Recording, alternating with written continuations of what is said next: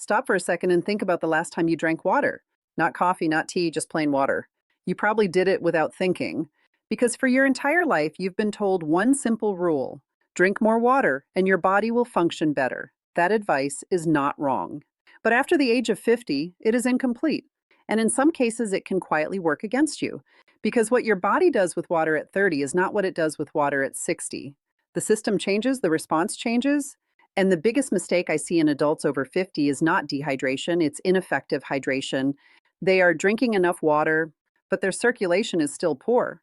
Their hands are cold. Their legs feel heavy. Their energy drops in the afternoon. Their mind feels foggy for no clear reason. And every test comes back normal, so they are told nothing is wrong. But something is wrong. The signal is there. The body is trying to tell you something.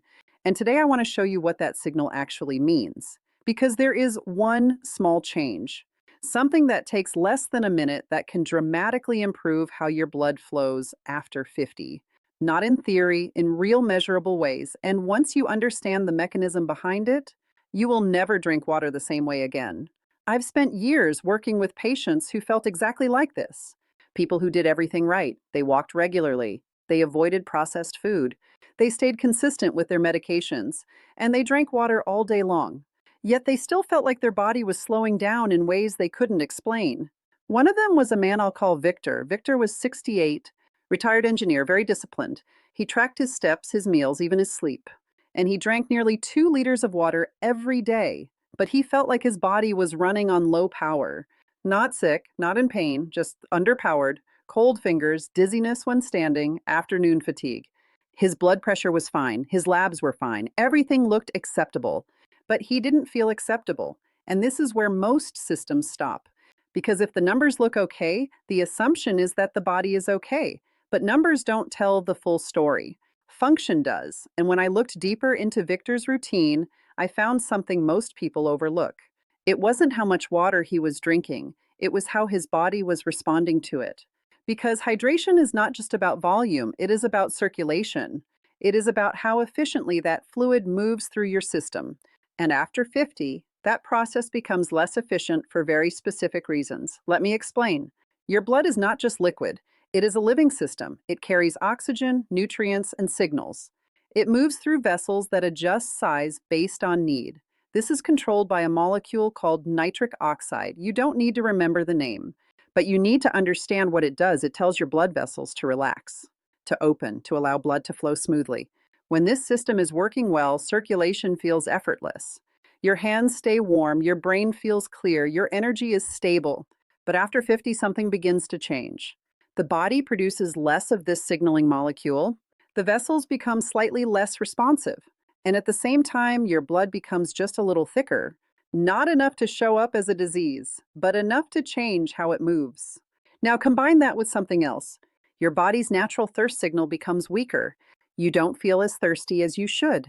So you drink water because you know you're supposed to, not because your body is asking for it. And here is where the problem begins. Because when plain water enters this system, it does one thing very well. It increases fluid volume. It does this very well, but it does not fix the signaling problem. It does not improve vessel response. And in some cases, it can dilute the very minerals your body needs to regulate blood flow. So you end up in a strange situation. You are hydrated, but your circulation is still inefficient. The water is there, but it is not doing what you expect it to do. That is exactly what was happening to Victor. And once you see it, you start noticing it everywhere. People drinking water all day long and still complaining about fatigue, still feeling cold, still struggling with focus. Now, here is the part that most people never hear. There are very small adjustments you can make to how you drink water that completely change how your body uses it. These are not complicated. They don't require expensive supplements, and they don't take extra time, but they change the response inside your body in a measurable way. I'm going to walk you through 5 of them, and we're going to build from the simplest to the most powerful. Some of these will seem almost too simple, but the effect they have is anything but simple. Before I give you the first one, I want you to notice something in your own body. Think about how you usually drink water. Is it cold? Is it rushed? Is it cold? Is it rushed? Do you drink it while standing, walking, distracted? Most people do. And that matters more than you think, because your body does not just react to what you consume. It reacts to how you consume it. The first change is something almost nobody pays attention to. Temperature. Cold water feels refreshing, especially in warm weather. But inside your body, it creates a very specific response. It causes a mild tightening of blood vessels, especially in the digestive system. Inside your body, it creates a very specific response. This slows down absorption, and it slightly reduces blood flow to the outer parts of your body. For a younger person, this is not a big deal. The system adapts quickly. But after 50, when circulation is already less efficient, that small effect becomes noticeable. It can make your hands colder, your digestion slower, your circulation less responsive. Now compare that to room temperature water. It enters the system without resistance. It is absorbed significantly faster. It supports smoother circulation almost immediately. This is not theory, this is physiology. And yet, most people continue to drink ice cold water out of habit. That is the first adjustment. Simple. Switch from cold to room temperature. No cost, no effort, but a different signal to your body. The second change is timing, and this one is more powerful than most people expect. When you drink water matters, especially in relation to movement. If you drink water right before you start moving, even something as simple as a short walk, your body uses that fluid differently. It increases plasma volume at the exact moment your circulation is about to increase. This makes your heart's job easier. It improves blood flow to your muscles, and it enhances oxygen delivery. But if you drink randomly throughout the day without any timing, you miss this effect completely. The same water, a completely different outcome. This is where Victor started to see his first changes. Not by drinking more, but by drinking smarter. Within days, he noticed his hands were less cold in the morning. Within 2 weeks, his afternoon fatigue started to fade. Not disappear completely, but shift. And that shift told us we were moving in the right direction. Now, what I'm about to tell you next is where things become even more interesting, because it challenges one of the most basic assumptions people have about hydration. And it's the point where everything starts to change. But most people never reach this point because they stop at drink more water and never go deeper. And that's exactly why the results stay limited. In the next part, I'm going to show you the specific additions that turn water into a tool that actively improves blood flow. And the last one, the one that combines a simple drink with a breathing pattern, is something almost nobody is doing correctly. But when done right, the effect is fast, sometimes within 30 minutes. And once you feel it, you don't forget it. Tell me something before we continue. When you drink water, do you usually prefer it cold or room temperature? Just answer honestly, because that habit tells me a lot about how your body is responding. Now listen carefully, because this is where everything you thought you knew about hydration after 50 begins to shift in a way that most people never revisit again. When we left off, we had just talked about how specific hydration strategies can influence blood flow within minutes. But there is a deeper layer here, something that explains why two people can drink the exact same amount of water and experience completely different outcomes in energy, circulation, and mental clarity. After 50, your body stops responding to inputs the way it used to. It's not just about what you consume anymore, it's about how your body interprets it. Let me explain this in a way that will stay with you. Imagine your circulatory system as a network of highways. When you were younger, those highways were wide, flexible, and responsive. Traffic flowed easily. Signals worked instantly. Now, decades later, those same highways are still there, but they've changed. Some lanes are narrower. Some signals are slower. Some routes are partially blocked. Now imagine pouring more cars onto that highway system.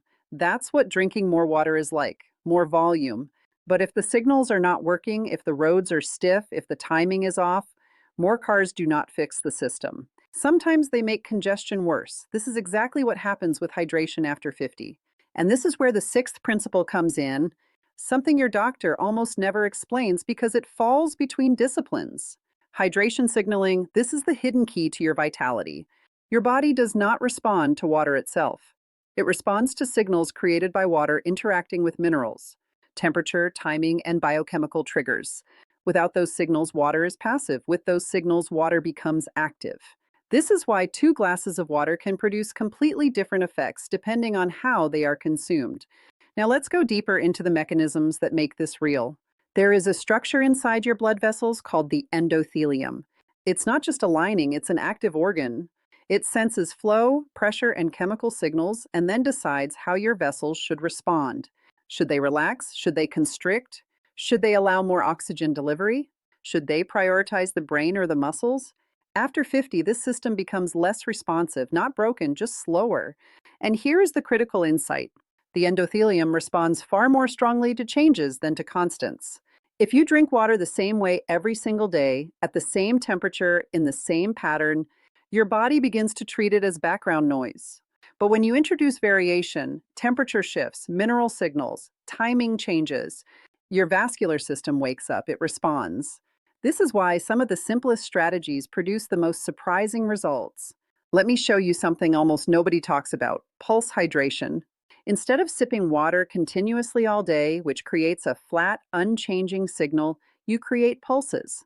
Defined moments where hydration is introduced with intention. This creates a spike in plasma volume, a change in pressure, and a signal to the endothelium to respond. In practical terms, this means drinking slightly larger amounts at specific times rather than constant small sips. For example, 1 glass in the morning with your lemon and ginger, 1 glass 15 minutes before movement, 1 glass mid-afternoon with minerals or hibiscus, and finally 1 glass in the early evening. Each one becomes a signal, not just intake. Patients who switch from constant sipping to pulse hydration often report something very specific within days. They notice their hands feel noticeably warmer. They also say their mind feels much clearer. Their energy becomes more stable instead of fluctuating, not because they drank more water, but because their body finally responded to it. Now, there is another layer to this that becomes even more important as we age: oxygen delivery. Blood flow is not just about movement, it's about what is being carried. And one of the biggest hidden problems after 50 is not low blood volume, it's inefficient oxygen delivery. Red blood cells become less flexible over time. They don't pass through tiny capillaries as easily. This means that even when blood is flowing, oxygen delivery at the cellular level is reduced. And this is where hydration again plays a role that most people never connect. Proper hydration with minerals improves red blood cell flexibility. It changes the osmotic balance of the blood. It allows cells to move more freely through narrow vessels. And here is the part that surprises most people. Even mild dehydration reduces oxygen delivery efficiency significantly. Not dramatically enough to send you to the hospital, but enough to create symptoms: fatigue that doesn't make sense, brain fog that comes and goes, cold hands even when the room is warm. This is not always a disease. Sometimes it is simply inefficient delivery. Now, let me take you into something even more practical, because information without application does not change anything. Let's build a simple daily flow based on everything you've learned so far. You wake up in the morning, your blood is thicker than it was the night before. Your circulation is at its lowest efficiency point of the day. This is when you introduce your first signal: warm water with lemon and ginger. Not rushed, not cold, not replaced with coffee. This begins the process of restoring flow before your system fully activates. Then, later in the day, before movement, walking, errands, anything, you introduce your second signal: room temperature water, optionally mineral enhanced. This prepares your vascular system for activity. Not after, before. This one change alone shifts how your body performs during movement. Mid-afternoon, when most people experience a natural dip in circulation and energy, you introduce your third signal. This is where hibiscus or mineral water can play a powerful role. You are not reacting to fatigue, you are preventing it. And then, if you want to go further, you introduce the fourth signal: nitrate-based hydration with breathing. This is where things become almost immediate. People often report warmth in their hands or face within 20 to 30 minutes. That is not imagination. That is vasodilation. That is blood reaching places it was not reaching effectively before. None of this works if you treat it like a checklist. This is not about perfection. It is about consistency. Even applying one or two of these signals daily can begin to shift how your body feels. And the changes are often subtle at first. You don't wake up one day transformed. You notice small things. Your hands are not as cold. Your afternoon is not as heavy. Your thinking is slightly clearer. Now let's address something important. Why hasn't this been explained before? The answer is simple. Modern medical systems are designed to diagnose and treat disease.